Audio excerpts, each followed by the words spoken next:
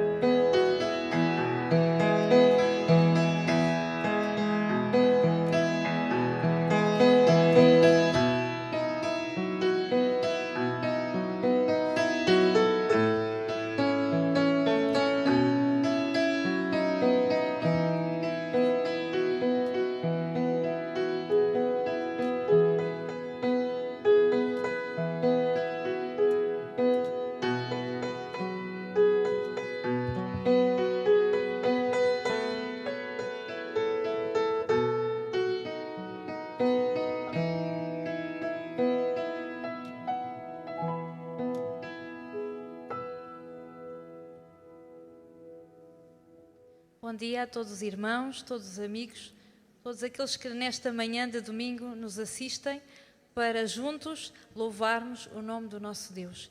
E vamos começar fazendo uma leitura que se encontra no Salmo número 84. Então vamos ler o Salmo número 84, que diz assim: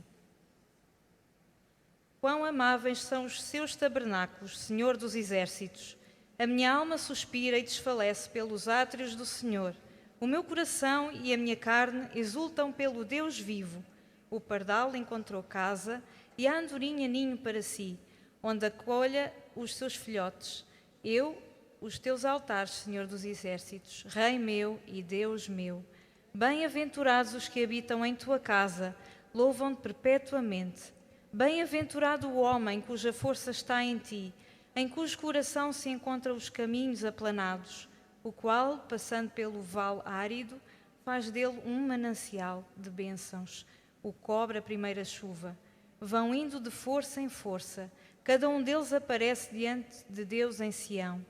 Senhor, Deus dos exércitos, escuta-me a oração. Presta ouvidos, ó Deus de Jacó. Olha, ó Deus, escudo nosso, e contempla o rosto do teu ungido. Pois um dia nos teus átrios vale mais que 1000. Prefiro estar à porta da casa do meu Deus a permanecer nas tendas da perversidade. Porque o Senhor Deus é sol e escudo, o Senhor dá graça e glória, nenhum bem sonega aos que andam retamente. Ó Senhor dos exércitos, feliz o homem que em ti confia. Então, felizes aqueles que confiam em ti, que confiam no nosso Deus, que é o único Deus verdadeiro. E como diz aqui também no versículo 5, bem-aventurado o homem cuja força está em ti, em cujo coração se encontram os caminhos aplanados. Que a nossa força, o nosso sustento estejam sempre firmes no nosso Deus. E vamos louvar, exaltar o nosso Deus, porque hoje é tempo de louvar a Deus.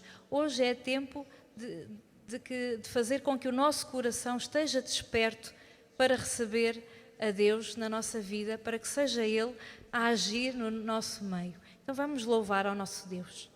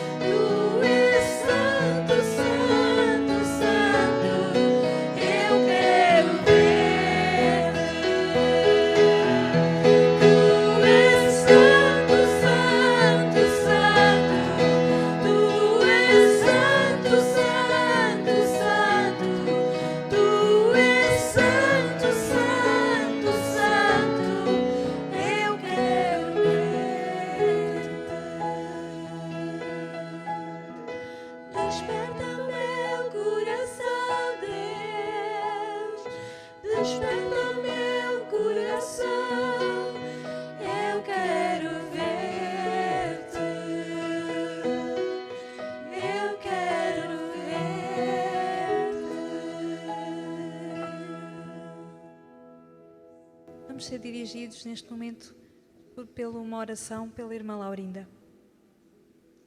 Pai Santo, graças te damos, Senhor, porque na verdade nós queremos ver-te, nós queremos ver a tua glória, nós queremos ver o teu esplendor, Senhor, porque na verdade só tu és o Senhor dos céus e da terra, Pai. Tu és o único, Senhor, não há outro fora de ti, Senhor, porque tu és o único Deus que nós amamos, Senhor, e não há outro, Senhor, a quem nós possamos amar, Pai, porque tu és o nosso Deus, tu és o nosso Redentor, Senhor, tu és o nosso Salvador, Pai, e por isso nós estamos aqui, Senhor, prestando-te louvor, Senhor, porque nós estamos gratos, Senhor, porque és na verdade o nosso Salvador, Pai.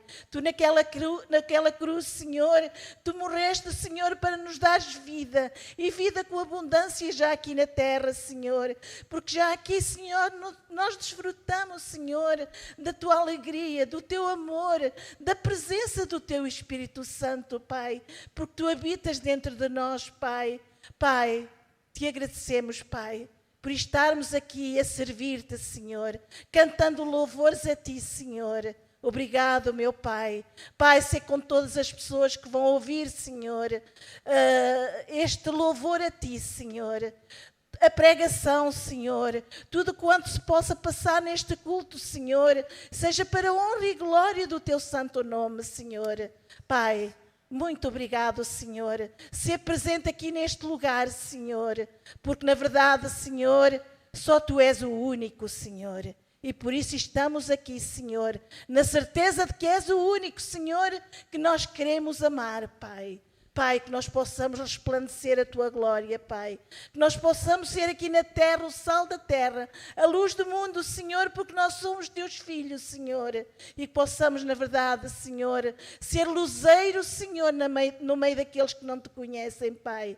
Que sejamos luz. Que sejamos, na verdade, Senhor, Teus servos fiéis, Senhor, até aquele dia, Senhor, em que Tu nos levares para junto de Ti, ou que Tu nos chamares à Tua presença, Pai. Louvado seja o Teu santo nome, Pai. Engrandecido, Senhor, sejas Tu nos céus e na terra, Pai, em nome de Jesus. Amém, Senhor. Amém. E vamos fazer mais uma leitura bíblica que se encontra em Efésios, no capítulo 4, os versículos 1 a 6.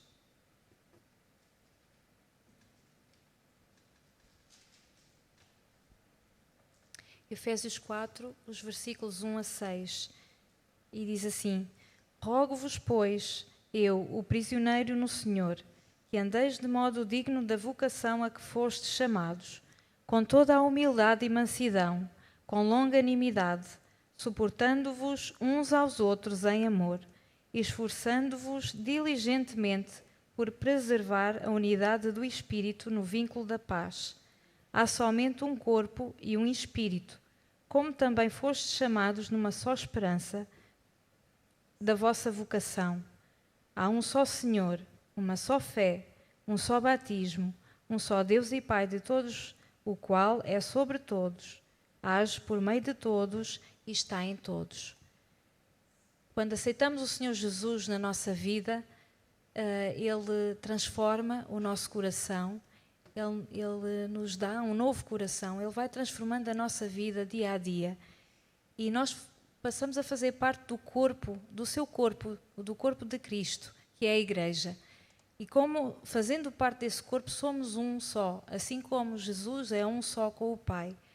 E como diz aqui na sua palavra, realmente possamos viver com toda a humildade e mansidão, com longanimidade, suportando-vos uns aos outros em amor, esforçando-vos diligentemente por perseverar a unidade do Espírito no vínculo da paz. Então possamos ser isto, ser um em Cristo, possamos ser suporte, auxílio, uns para os outros, e nestes momentos de dificuldade em que alguns dos nossos irmãos estão a passar, que realmente possamos ser este suporte em amor, uns para com os outros. E vamos cantar este cântico, terminando este tempo de louvor, corpo e família.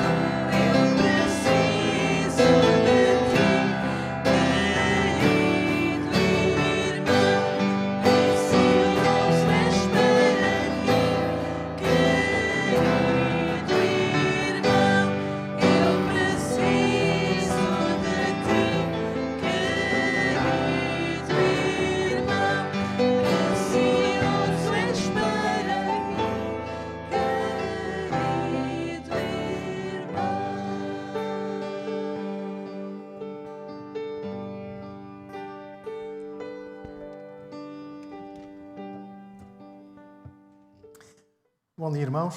Eu vou convidar a que possamos abrir as nossas Bíblias no Evangelho de João, no capítulo 17. E ao longo de todo este capítulo, Jesus vai orar. Em primeiro lugar, Jesus vai orar por si e depois pelos discípulos.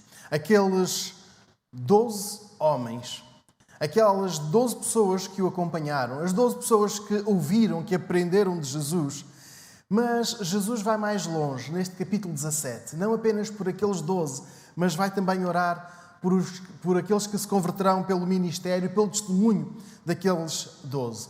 É uma oração forte, sentida, uma oração profética e vencedora. E nós, neste último dia do mês de janeiro, estamos a precisar de ser fortes, de ser vencedores, porque temos sentido muita dificuldade. Temos vivido dias difíceis, mas ler este versículo 17 do Evangelho de João faz-nos perceber porque é que nós vencemos no mundo. Não que seja uma oração de repetição para que possamos vencer os problemas, ou seja, vamos repetir estas palavras e seremos vencedores, mas porque esta oração revela muito do caráter do Mestre para nós. Então nós aprendemos a vencer no mundo. Versículo 9, a pedir pelos outros. Evangelho de João, no capítulo 17, versículos 9 até 11. Eu rogo por eles. Não rogo pelo mundo, mas por aqueles que me tens dado, porque são teus. Todas as minhas coisas são tuas, e as tuas coisas são minhas, e neles sou glorificado. Eu não estou mais no mundo, mas eles estão no mundo. E eu vou para ti. Pai Santo, guarda-os no teu nome, o qual me deste, para que eles sejam um, assim como nós. O Senhor Jesus começa a pedir pelos seus discípulos. Ele revela um amor, um carinho, um cuidado para cada um dos seus discípulos. E se nós olharmos para os primeiros 6 versículos, encontramos Jesus a pedir por si, pela sua pessoa, ainda que voltado para a glorificação do Pai. Agora o Mestre volta a atenção, volta o seu coração, a sua petição para os outros, pedindo ao Pai que guarde estes discípulos. Mas podíamos nós perguntar, guardar? Guardar do quê? Será que Jesus tinha medo? Será que Jesus receava que estes 12 desistissem ou que alguns deles desistissem? Jesus conhecia a pressão. Sabia a pressão que os discípulos enfrentavam e que iriam enfrentar nos dias seguintes. À medida que se aproximava a morte, a prisão e morte de Jesus, os 12 iriam começar a sentir também eles a pressão no Mestre, mas mais, quando Jesus ressuscitasse, os discípulos iriam sentir uma pressão enorme. Daí o versículo 11 ter este pedido. Pai Santo, guarda-os no teu nome. Pai Santo, guarda-os no teu nome. Nesta altura, Jesus podia ter pedido ao Pai que enviasse uma multidão de anjos para o socorrer. Jesus podia ter pedido ao Pai que enviasse muitos anjos para o livrar da maldade dos líderes religiosos, dos líderes militares e começar um outro tipo de reino, um outro tipo de governo em Israel, um outro governo, um outro estatuto no mundo. Mas Jesus colocou em primeiro lugar a integridade espiritual dos discípulos. E isto é vencer no mundo. Colocar em primeiro lugar a integridade espiritual dos outros. E é aqui que se nota o caráter de um verdadeiro mestre. Um mestre que não está a pensar em si, nos seus triunfos, nos seus bens, nas suas vitórias, mas Jesus revela aqui uma preocupação pelos outros, maior do que aquela que ele revela ou poderia ter revelado por si. Sim, sabemos que a missão de Jesus só ficaria completa com a crucificação, com a morte e com a ressurreição. Mas como humano, ele estava a sofrer. Humanamente, ele queria também livrar-se daquele sofrimento. Mas atentemos para o que Jesus pede. E esta é a vitória que nós temos hoje, dia 31 de janeiro. A vitória que se preocupa em primeiro lugar com os outros. Ele sabia tudo o que lhe esperava e ainda assim pensou primeiro nos discípulos. Antes do seu bem-estar, antes da sua satisfação. Jesus é o vencedor. Porque primeiro pensou nos seus discípulos, pensou nas outras pessoas, porque primeiro revelou esta preocupação com aquilo que os discípulos necessitavam. E o versículo 11 revela que Jesus quer vê-los unidos. Se atentarmos para as palavras do Senhor Jesus, ele diz, o qual me deste para que eles sejam um, assim como nós.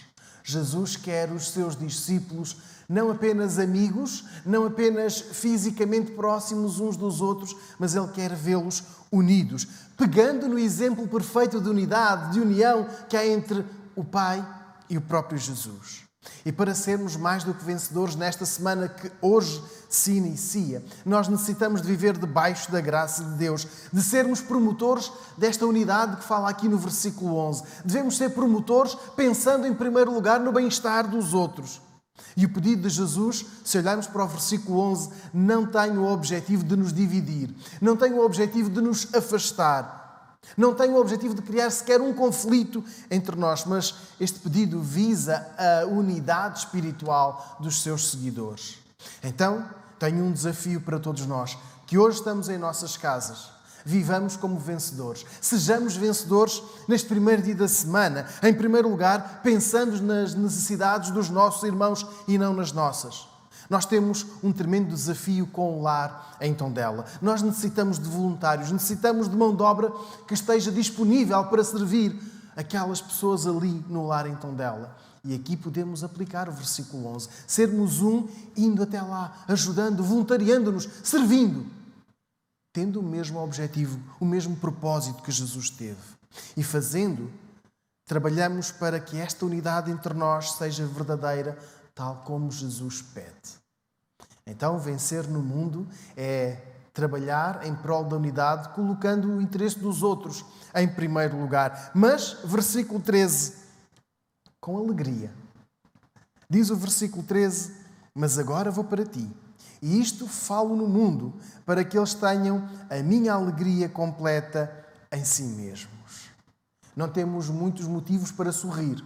Nós estamos numa fase preocupante do nosso país, aliás, do nosso planeta. A nossa cidade também está a sofrer e não temos muitos motivos para sorrir. Mas, de acordo com as palavras do Senhor Jesus, vencer no mundo, vencer sobre o mundo, é desfrutar da alegria que Jesus tinha. E recordo, neste momento, quando Jesus profere estas palavras, também não tinha grandes motivos para se alegrar. Mas Jesus pede ao Pai que os discípulos tenham a alegria que Ele mesmo viveu. E que essa alegria, olhando para o versículo 13, Jesus diz que seja completa, que seja plena. Em Gálatas, capítulo 5, versículo 22, apresenta o fruto do Espírito, identificado como amor, alegria, paz, longanimidade, benignidade, bondade e fidelidade. É o Espírito Santo que cultiva a faculdade na vida dos discípulos. E Jesus pede ao Pai que os seus discípulos, aqueles 12, tenham a sua alegria. A alegria que o próprio Mestre viveu, experimentou e agora Ele pede que todos possam viver. Após esta oração, Jesus viu chegar um dos seus discípulos, Judas, com os homens que prenderam Jesus. E nós sabemos e acreditem que a alegria foi dos sentimentos menos prováveis entre aquele grupo. Se nos colocarmos no lugar dos outros 11, ao ver todo aquele cenário de um dos nossos a trair o Mestre, de um dos nossos a vender o Mestre para que ele seja preso, a alegria não encheu certamente a vida dos discípulos naquele momento. Mas podemos também recordar a tristeza de Pedro nessa mesma noite, quando ouviu o galo cantar pela terceira vez. Ele reconheceu que havia negado o Mestre 3 vezes num curto período de tempo.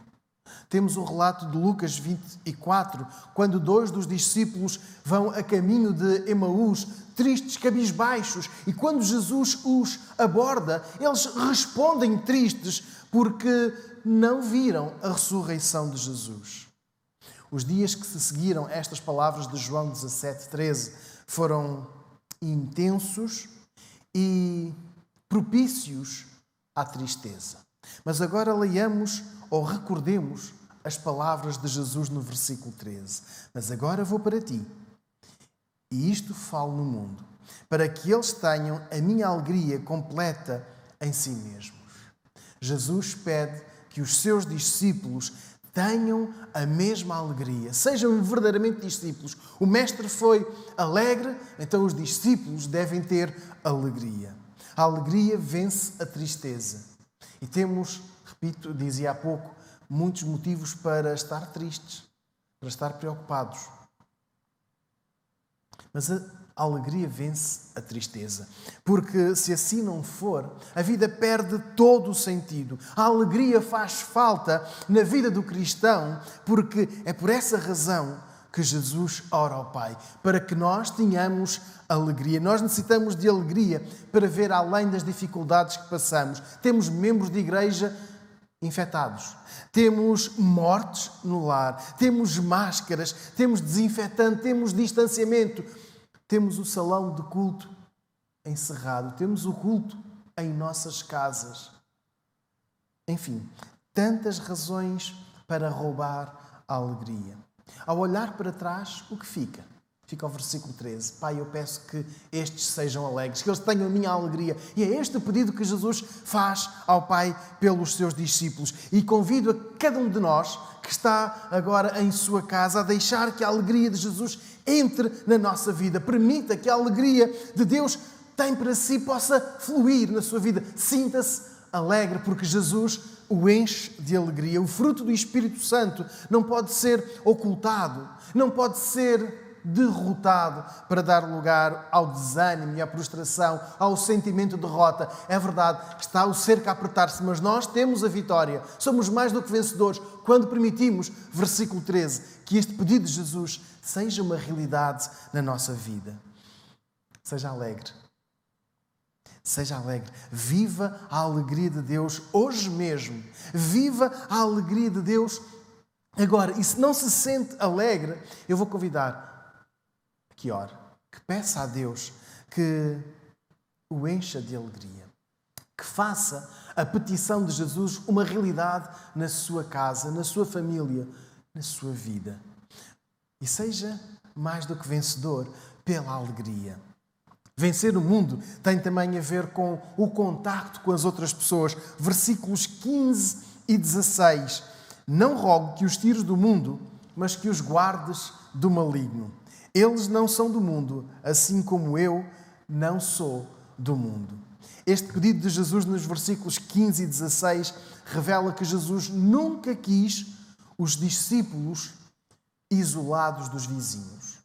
Jesus nunca quis os discípulos isolados dos familiares descrentes, daqueles que rejeitaram a mensagem, daqueles que não aceitaram Jesus. Jesus não quer os seus discípulos afastados dos empregos ou dos eventuais passatempos, porque ele diz claramente que os discípulos devem estar no mundo. E aí eles serem protegidos. É necessário viver a alegria no meio do mundo. E aqui a palavra mundo tem duas interpretações. Refere-se ao espaço físico onde nos movemos, o nosso planeta, mas também à ordem incrédula e maldosa que existe e que é superior aos discípulos, mas que é inferior ao próprio Deus, que é derrotado, que já está derrotado pelo próprio Deus. Olhando para este texto, vivendo no mundo, mas livres do mal, do maligno. É sinónimo de um bom testemunho, de glorificar o Pai, tal como está relatado no versículo 4. Eu te glorifiquei na terra, completando a obra que me deste a fazer. É o bom testemunho que nós damos, é a firmeza na fé, é a confiança total em Deus, é priorizar as necessidades dos outros, é viver em alegria. Por vezes parece que este pedido de Jesus não é atendido. Diz que os guardes do maligno. Porque temos tantas adversidades, tantas rasteiras de Satanás, que tantas vezes nos questionamos acerca deste livramento. Será que Deus respondeu afirmativamente a esta oração de Jesus? Temos problemas de saúde. Temos o desemprego. Temos a frieza nos relacionamentos familiares. Outros não conseguiram obter os bons resultados nos seus estudos. E existem muitas outras situações. Talvez o melhor seria viver num país onde todos fossem cristãos e assim acabava-se este problema. Só existiriam boas pessoas e então aqui no versículo 15 e 16 estaria a falar do nosso país. Não os tires do mundo, mas que os guardes do maligno. Então coloca-os nesta terra, coloca-os nesta ilha. Versículo 15, 16, eles não são do mundo, assim como eu não sou do mundo. Jesus não está a pedir ao Pai que nos tire daqui e que nos leve para uma colónia só de cristãos.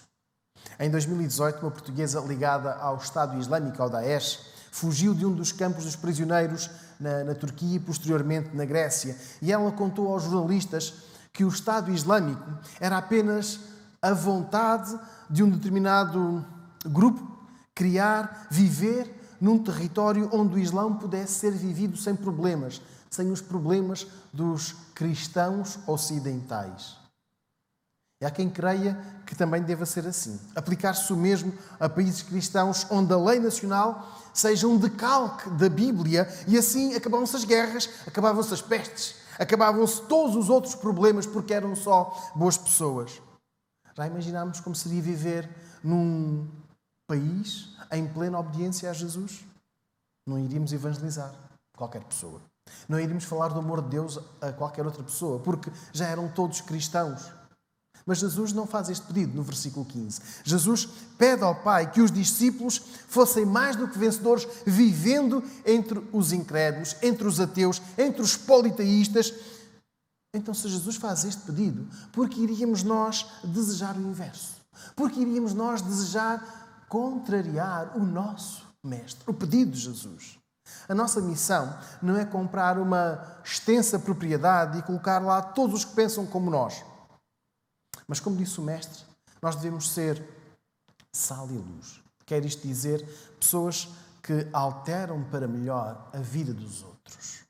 A nossa vida não é deste mundo. Jesus diz isto claramente. Não pertence aqui a nossa vida tal como Ele não pertence. Estamos de passagem para o céu. E enquanto aqui estivermos, tenhamos a consciência de que valemos muito. Nós não somos número. Nós não somos mais um número para entrar para a estatística dos que ainda não foram vacinados, dos que vão ser vacinados, dos que estão na lista de prioritários ou não. Nós não somos um número, nós valemos muito. E Jesus ora para que os discípulos fossem protegidos do mal, para que não satisfizessem a vontade de Satanás, mas a vontade do Pai Celeste. O objetivo da vida dos discípulos de Jesus não é enriquecer. Não é ser famoso, não é ter cada vez mais, mas o objetivo é agradar a Deus com tudo o que são, com aquilo que Deus lhes vai dando. Temos família, temos colegas, temos desconhecidos a quem revelar o amor de Deus.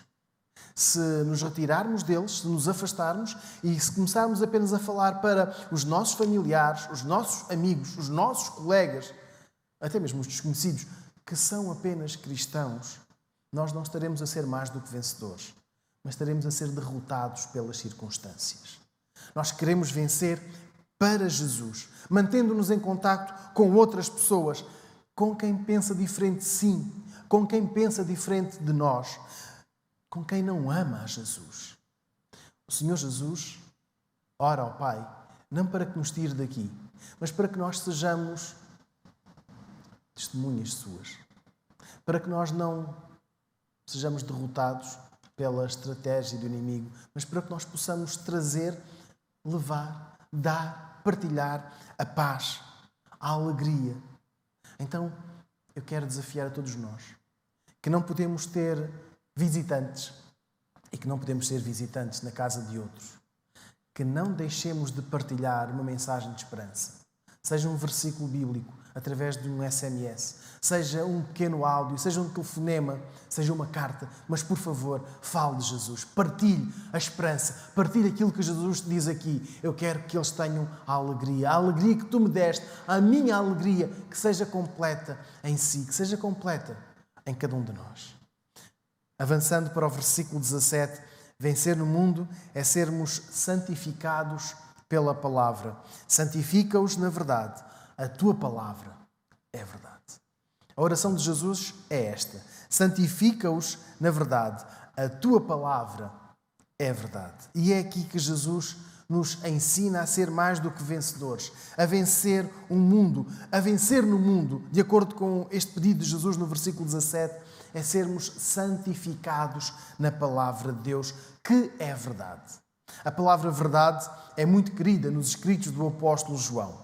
Apenas neste Evangelho nós vamos encontrar relatada a expressão e conhecereis a verdade e a verdade vos libertará, em João no capítulo 8, versículo 32, onde os vocábulos verdade e verdadeira aparecem mais vezes. A verdade marcou a vida do escritor João, marcou a vida do apóstolo, marcou a vida deste discípulo, não apenas neste momento, mas ao longo dos outros anos que se seguiram. Então, ser verdadeiro é ser total, ser completo, ser íntegro, sem acréscimos, sem cortes, e Jesus é tudo isto. E agora, versículo 17, ele diz: santifica-os na verdade, porque a tua palavra é verdade. Jesus é verdadeiro por ser completo. E quando ele deixa a sua palavra, sabemos que é a palavra do Pai, que é a palavra que liberta, mas também é a verdade que purifica, é a verdade que ensina, é a verdade que capacita, é a verdade que altera, que melhora e que habilita em todo momento. Os discípulos deviam reter as palavras do Mestre e permanecer nestas palavras. Só desta forma seriam mais do que vencedores quando a mentira difundida pelas autoridades, pelos líderes religiosos e também pelas autoridades romanas acerca da ressurreição de Jesus fosse ganhando contornos de verdade. Isto está relatado após a ressurreição. Ou seja, como eles não conseguiram provar que Jesus tinha ficado ali sepultado, fizeram circular a mentira de que tinham sido os discípulos a roubar o corpo.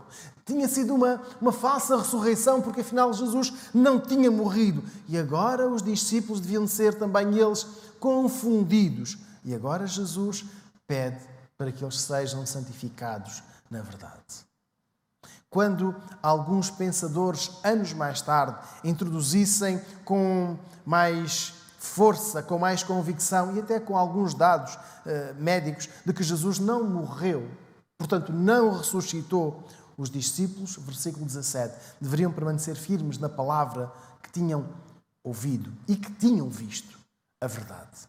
A mentira acerca da natureza de Jesus, de não ser divina, devia ser vencida pela palavra que tinham ouvido. E outras mais ideias que ainda hoje confundem cristãos e não cristãos, não se aperfeiçoam na palavra.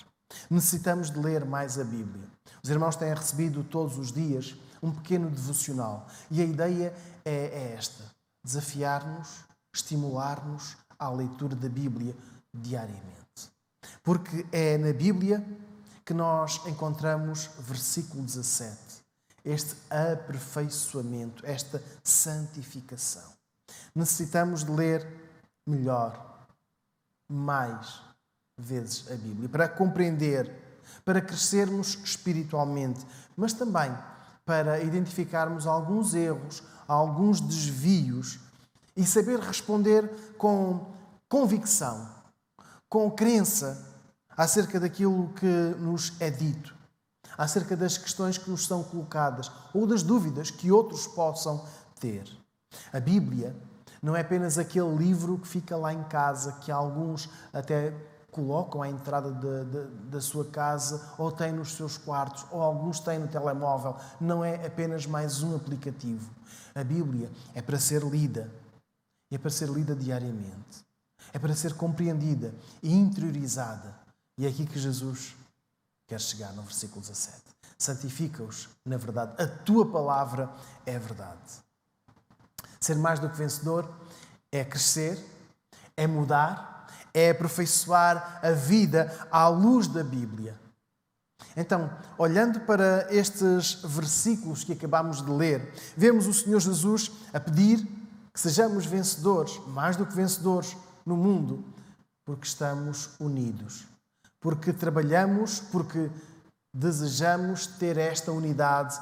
Versículo 11, a unidade que o Pai exemplifica com o Filho, nós queremos ter uns com os outros. Queremos viver debaixo da alegria de que fala o versículo 13. Versículos 15 e 16, queremos interagir com os nossos conhecidos. Queremos falar de Jesus a outras pessoas. Versículo 16, queremos crescer na palavra de Deus. Irmãos, temos os desafios diante de nós. Vamos ser mais do que vencedores. Eu vou convidar que possamos orar neste momento. Vamos curvar as nossas cabeças. É um momento em que podemos e devemos interceder por aqueles que sofrem. E temos amigos, temos irmãos, temos familiares que estão a sofrer. É a altura de nós orarmos. Aliás, se preferirmos, de sermos o versículo 11, de estarmos unidos na dor, mas para partilhar a alegria do versículo 13. Vamos orar. Querido Deus e Pai, nesta manhã queremos consagrar as nossas vidas a Ti. Queremos pedir-te que trabalhes na vida de cada um de nós, enchendo-nos de alegria para enfrentarmos esta grande crise que estamos a viver. Para vencermos, às vezes, algumas perguntas incómodas. Para vencermos o distanciamento a que estamos obrigados. Senhor, que o Teu Espírito Santo nos aproxime uns dos outros. Que o Teu Espírito Santo nos leve a partilhar a esperança, a alegria, não só uns com os outros, mas também com aquelas pessoas que ainda não Te receberam, que ainda não Te aceitaram. Purifica-nos, aperfeiçoa-nos ao lermos a Tua palavra, que compreendamos e que a apliquemos. É o que Te pedimos em nome do nosso Salvador, o Senhor Jesus. Amém.